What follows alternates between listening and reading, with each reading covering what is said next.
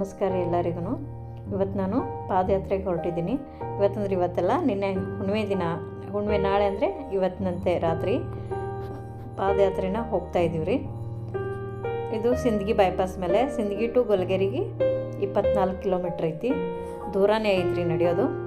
So ಆದ್ರೂ ಪರವಾಗಿಲ್ಲ, 1 ಗಂಟೆಗೆ ನಾವು 4 ಕಿಲೋಮೀಟ್ರ್ ನಡೀತಾ ಇರ್ತೀವಿ ಪಾದಯಾತ್ರೆಗೆ ಹೋಗೋ ಟೈಮ್ನಲ್ಲಿ. ಪರವಾಗಿಲ್ಲ, 7 ಗಂಟೆ 7:30 ಅನ್ನಷ್ಟರಲ್ಲಿ ನಾವು ಗೊಲ್ಗೇರಿಗೆ ಇರ್ತೀವಿ ರೀ. 8 ಗಂಟೆ ಅನ್ನೋದ್ರಲ್ಲಿ ನಾವು ದರ್ಶನ ಕೂಡ ಪಡೆದಿರ್ತೀವಿ ದೇವ್ರದ್ದು. ಇದು ಬೆಳಗ್ಗೆ 6 ಗಂಟೆ ಸುಮಾರಿಗೆ ವಿಡಿಯೋ ಮಾಡಿರೋದು. ನನ್ನ ಫ್ರೆಂಡ್ಸ್ ಅದೆಲ್ಲ ಇದ್ರು.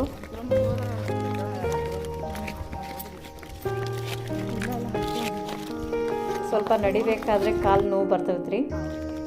ಹಮೇಶ ಯಾವಾಗಲೂ ವಾಕಿಂಗ್ ಇದು ಮಾಡ್ತಾ ಇರೋರಿಗೆ ಏನು ಪ್ರಾಬ್ಲಮ್ ಆಗಲ್ಲ. ಯಾವತ್ತೋ ಒಂದು ದಿನ ಬಂದರೆ ಸ್ವಲ್ಪ ಕಾಲು ನೋವು ಆಗ್ತೈತಿ.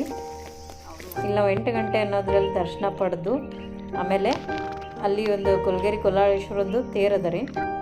ಆ ತೇರು ಭಾಳಷ್ಟು ದೊಡ್ಡದದ. ಇಲ್ಲಿ ನಮಗೆ ಫುಲ್ ವಿಡಿಯೋ ತೆಗಿಯೋಕೆ ಆಗಲಿಲ್ಲ, ಭಾಳಷ್ಟು ದೂರ ನಿಂತು ತೆಗಿಬೇಕು. ಜಾತ್ರೆ ಟೈಮ್ ಅಲ್ಲ ಇದು, ಹಾಗಾಗಿ ಫುಲ್ ಸಾಕಷ್ಟು ಜನ ಇರ್ತಾರೆ. ಆಮೇಲೆ ಅಂಗಡಿಗಳು ಅದೆಲ್ಲ ಇದ್ದು ಅಲ್ಲಿ. ಈ ತೇರಿನ ಫೋಟೋ ತೆಗಿಯೋಕ್ಕೆ ಆಗಲಿಲ್ಲ ನನಗೆ. ನೆಕ್ಸ್ಟ್ ಇಯರ್ ಹೋದರೆ ಕಂಪಲ್ಸರಿ ನನ್ನ ತೇರಿನ ತೆಗೆದು ಹಾಕ್ತೀನಿ.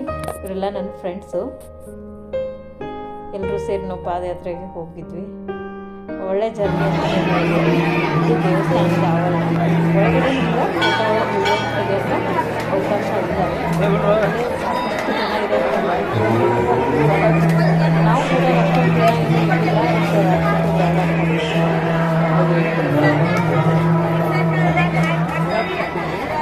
ಹೊರಗಿಂದೆ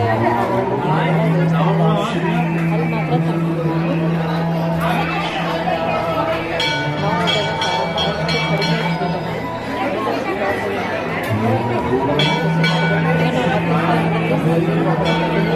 ಆ ವರ್ಷ ತೇರು ಎಳಿಲಿಲ್ಲ. ಹೋದ ವರ್ಷ ಈ ಪ್ರಸಾದ ವ್ಯವಸ್ಥೆನೂ ಇರ್ತೈತಿ. 7:30 8 ಗಂಟೆಗೆ ಜಾತ್ರೆ ಚೆನ್ನಾಗಿ ಆಯ್ತತ್ತ ಅಂದ್ಕೊಳ್ತೀನಿ ನಾನು. ಈ ವರ್ಷ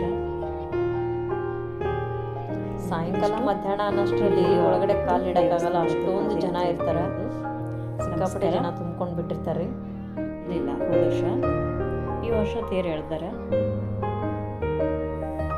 ಜಾತ್ರೆ ಚೆನ್ನಾಗಿ ಆಯ್ತತ್ತ ಅಂದ್ಕೊಳ್ತೀನಿ ನಾನು. ಈ ವರ್ಷ ಈ ನಮ್ಮ ವಿಡಿಯೋ ನಿಮ್ಗೇನಾದರೂ ಇಷ್ಟ ಆಗಿತ್ತಂದ್ರೆ ಪಾದಯಾತ್ರೆ ವಿಡಿಯೋ ಆಗಿತ್ತು, ಲೈಕ್ ಮಾಡಿರಿ, ಶೇರ್ ಮಾಡಿರಿ, ಸಬ್ಸ್ಕ್ರೈಬ್ ಮಾಡ್ಕೊಂಡು ನೋಡ್ರಿ. ನಮಸ್ಕಾರ.